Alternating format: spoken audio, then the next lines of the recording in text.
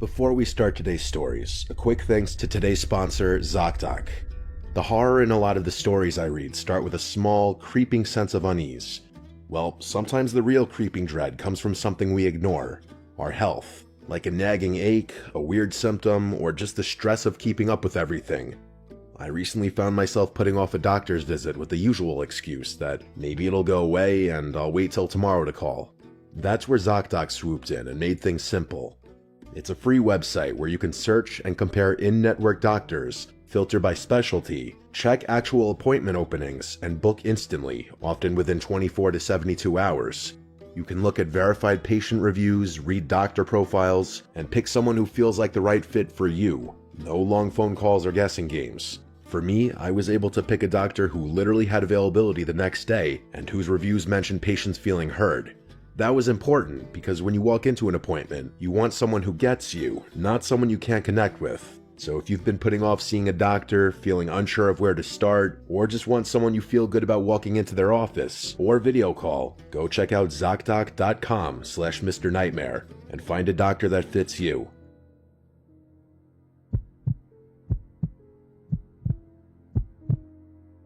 This happened to me on Thanksgiving Day 2 years ago. The reason I remember it was Thanksgiving Day was because I was sick with a respiratory virus that was going around at the time.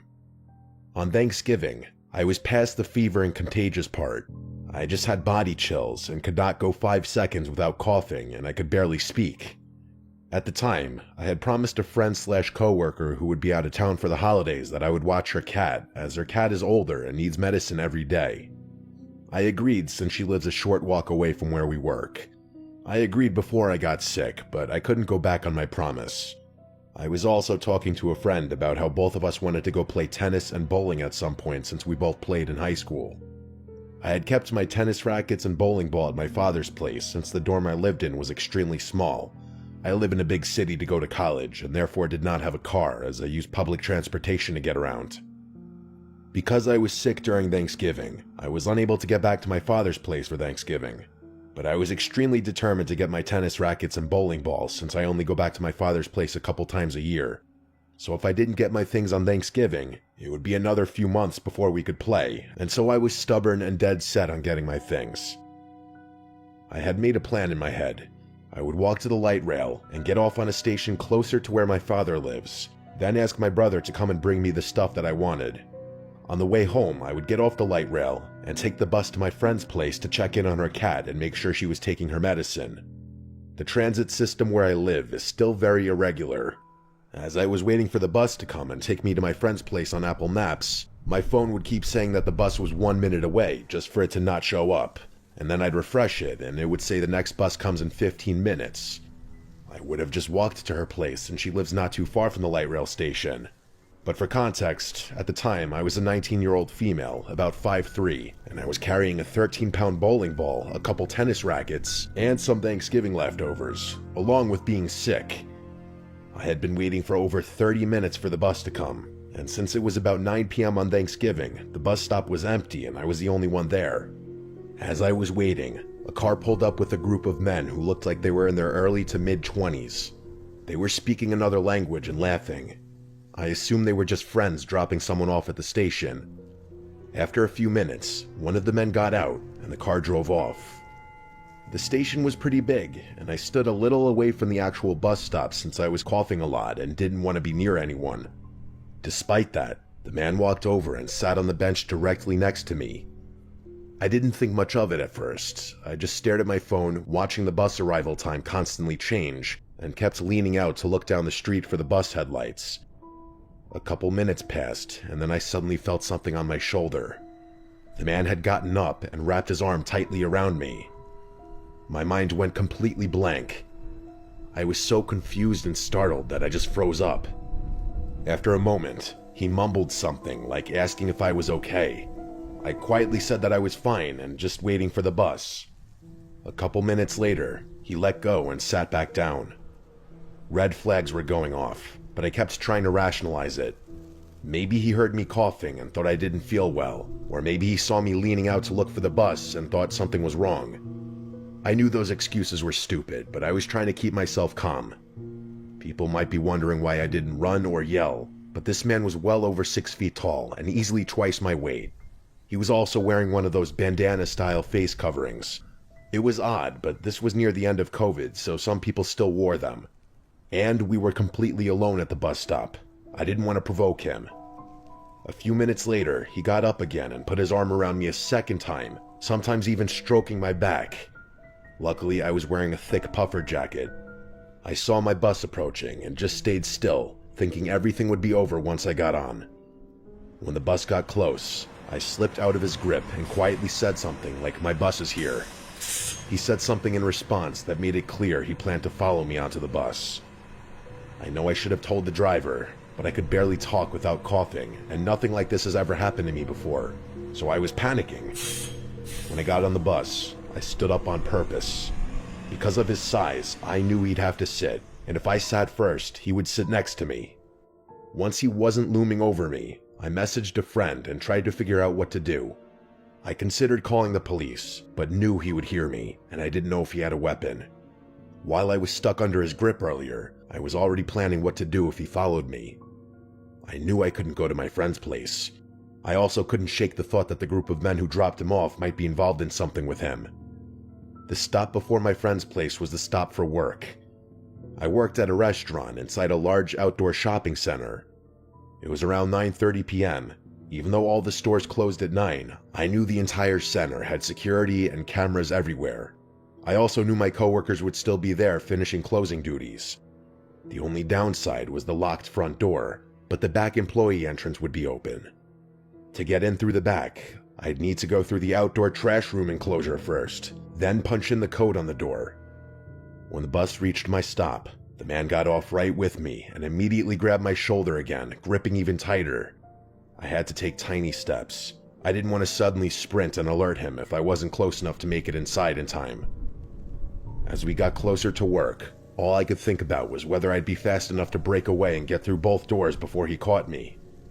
Thankfully, when he approached the back entrance, the door to the trash enclosure was propped open, and one of the chefs and a coworker were standing there talking with the back door held open. I used that moment.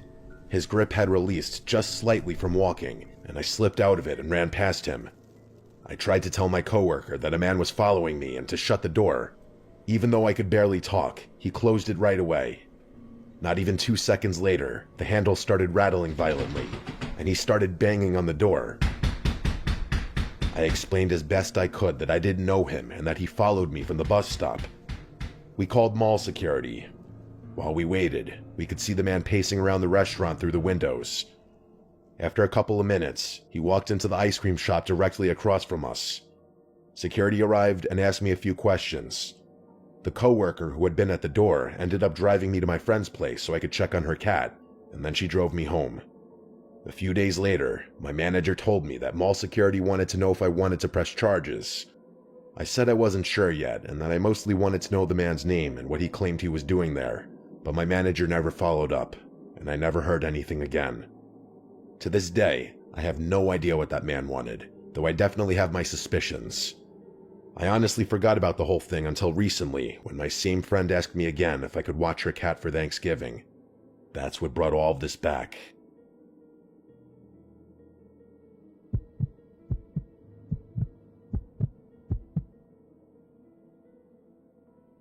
This happened in early December 2 years ago, when I drove up into the mountains to visit an old friend I had not seen in a long time. His fictional name for the story is Scott, and my real name is Jeremy. We had been friends since middle school, but after graduation, he moved out to a small mountain town with his family. Over the years, we slowly drifted apart. I stayed in New York City for work, and he stayed up in the mountains. We never fought or anything, we just stopped keeping up with each other's lives. So when he reached out to me out of nowhere and said I should come visit for a weekend, it made me feel kind of nostalgic and excited. He said it was the best time to come up because the snow added to the rustic rural vibe. I figured it would be fun to catch up. The drive up the mountain was extra long because I drove a bit slower due to icy conditions. There were barely any other cars on the road, and the sun went down around 4 p.m. since it was December, and by the time I reached the area where he was living, it was already pitch black. He lived in one of those older wooden houses on the side of the mountain. There were only a few scattered houses nearby, all spaced out far from each other. He lives in a good area for skiing. If only I could ski. When I pulled into his driveway and he came outside to greet me, the first thing I noticed was that something about him felt off or just different. I hadn't seen him in years, so I figured maybe I just forgot what he looked like and acted like. But the way he talked was different, slower than he used to talk, and he kept pausing between sentences like he forgot what he was saying. He helped carry my bag inside, and the inside of the house was warm but pretty empty. Not much furniture except for a couch, a table, a couple chairs, and some antique-looking wall decor. He told me I could sleep on the couch for the weekend since it folded into a pull-out bed. I told him that was fine. The house had a long, dark hallway across from the couch that led to a bathroom and 2 empty guest rooms, which he explained were empty because this used to be his grandparents' house and they recently passed away. He told me he lived alone here now. The hallway had no light at the end and the doors were all open, so from the couch, all I could see was this pitch-black rectangle stretching into the back of the house. For some reason, it made me uncomfortable, even though there was nothing obviously scary about it. That first night, we talked a little bit about old times, but it felt strange.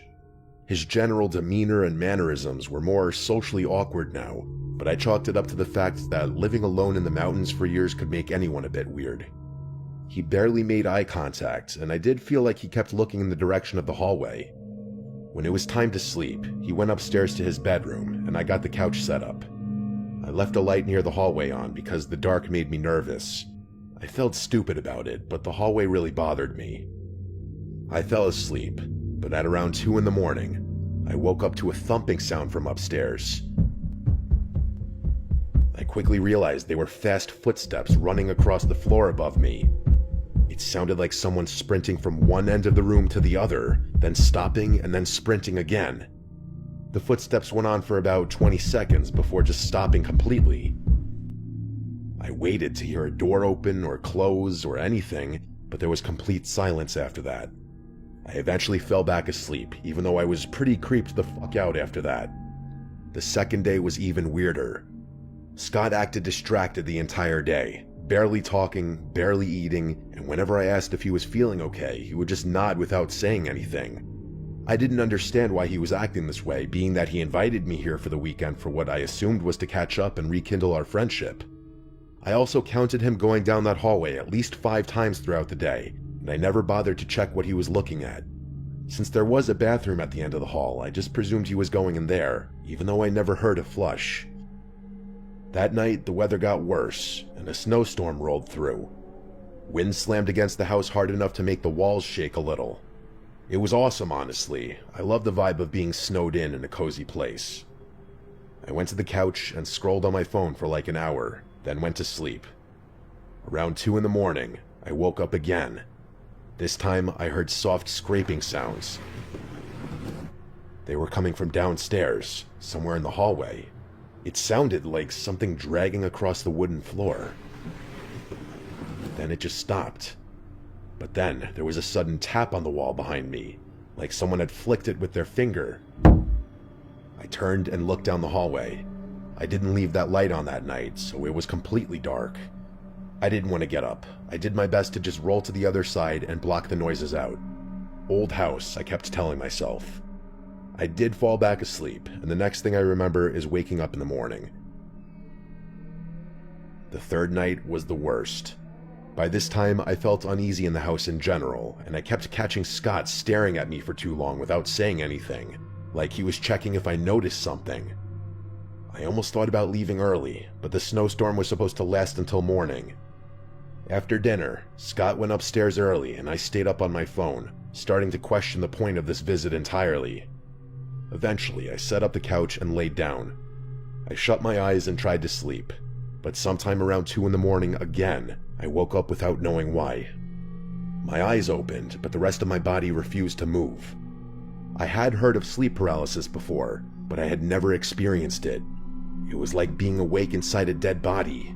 I could only move my eyes. I couldn't even move my fingers. I started to panic, but then something made it even worse. I noticed movement at the far end of the hallway. At first, it was so dark that I couldn't tell if it was real or not, but after a few seconds, I realized what I was seeing. Scott was standing at the very end of the hallway. I could only see his outline because his face was completely hidden in the darkness. His arms hung at his sides and he was standing perfectly still, like he'd been there for a long time just watching me. It was like a scene from Paranormal Activity. I tried to speak to him, but no sound came out. I tried to move or twitch or anything, but my body stayed frozen. I didn't even feel like I was breathing, to be honest. I could only stare. He stood there for what felt like an entire minute, not moving at all. Then, without warning, he slowly turned to his right and walked into the guest room at the end of the hall. He disappeared into the darkness without a sound. My body slowly started to regain control. First my fingers, then my arms, then my ability to sit up. Once I fully snapped out of it, I sat up shaking and sweating. I kept telling myself it might have just been a dream or a hallucination, since sleep paralysis can cause that, but something in my gut said it wasn't. I whispered his name to see if he would answer. Nothing. Against everything in me, I got up and forced myself to walk down the hallway toward the room he had gone into. When I stepped inside, the room looked empty, but in the far corner by the window, someone was standing. I could see the shape of a person facing the window looking outside. I couldn't tell if it was Scott. Either way, the sight was horrifying. I slowly backed out and then ran upstairs to his bedroom. I found Scott asleep in his bed, completely knocked out. I shook him awake and he looked confused and irritated, like he had no idea why I was waking him up. When I tried to tell him what I saw, he refused to go downstairs. I begged him to believe me that someone else was in the house. He would not even look toward the stairs. He didn't say anything, but his expression changed in a way that scared me even more. He looked like he already knew what I had seen. I then asked him firmly, "Scott, who is that downstairs?" And he just looked at me and shrugged his shoulders. At that point, I decided I was done. I didn't care about the snow or the time. I ran downstairs and grabbed my bag to pack my stuff. I kept glancing toward the hallway, half expecting to see that person standing there again. Genuinely, I just wanted to teleport out of that house immediately. When I got outside, the cold air almost relieved me. I brushed snow off my car and got inside as fast as possible. As I backed out of the driveway, I made the mistake of looking up at the house one last time. In that window of the room at the end of the hallway, I saw a silhouette. Surely that same person I saw standing in that room just before. That was the last thing I ever saw of Scott's house. After that weekend, he stopped responding to texts. I threatened to call in a wellness check when I got worried that he got murdered or something, and finally he responded saying, "I'm fine." That's it though. He didn't respond to any further texts, so I stopped bothering. That was not the same Scott I knew from school. Whatever happened to him, and whoever that was in his house, it's not my problem. I'd be lying if I said it doesn't terrify the shit out of me though.